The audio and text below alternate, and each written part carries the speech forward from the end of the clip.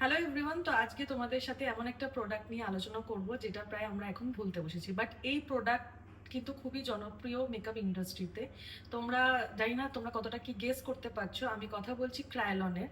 ক্রায়োলন derma base, যেটা একসময় কিন্তু প্রচুর জনপ্রিয় ছিল। বিশেষত এটা অনেকেই বলে থাকো যে এটা ইউজ করলে তোমাদের মেকআপ নাকি কেকি হয়ে যায়।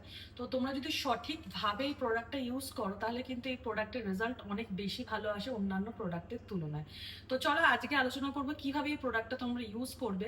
বেসিক্যালি এই প্রোডাক্টটা আমরা কোন কোন স্কিনে ইউজ করতে পারি সেটা আগে জেনে নিই। বা কেন ইউজ করবো এই প্রোডাক্টটা, বিশেষ করে এখন সামার।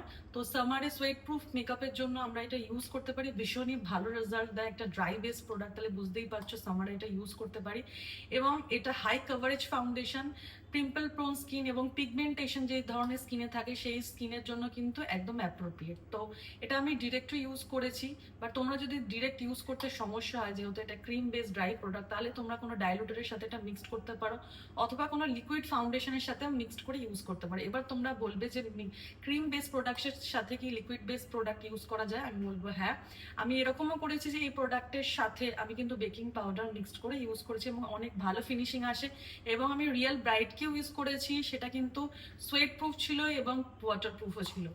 আশা করি তোমাদের ভিডিওটা ভালো লাগবে এবং তোমরা আমি যেভাবে বললাম সেইভাবে যদি তোমরা ইউজ করো তাহলে আশা করি ভালো রেজাল্ট পাবে। তবে এটা বলে রাখি, টেক্সচার স্কিনে যখনই আমরা ইউজ করবো বা এজেড স্কিনে যখনই ইউজ করবো খুব অল্প পরিমাণে ইউজ করবো, এবং এই প্রোডাক্টটা খুব ভালোভাবে এমালসিফিকেশন করতে হবে। প্রত্যেকটা প্রোডাক্টের এমালসিফিকেশন যদি ভালো করো তাহলে সেই কেকিনেসটা আসে না। আশা করি ভিডিওটা তোমাদের কিছুটা হলেও হেল্প হবে। এই ধরনের ভিডিও দেখতে হলে অবশ্যই আমার পেজ ফলো করবে এবং পরবর্তীকালে দেখা হচ্ছে অন্য একটা ভিডিওর সাথে।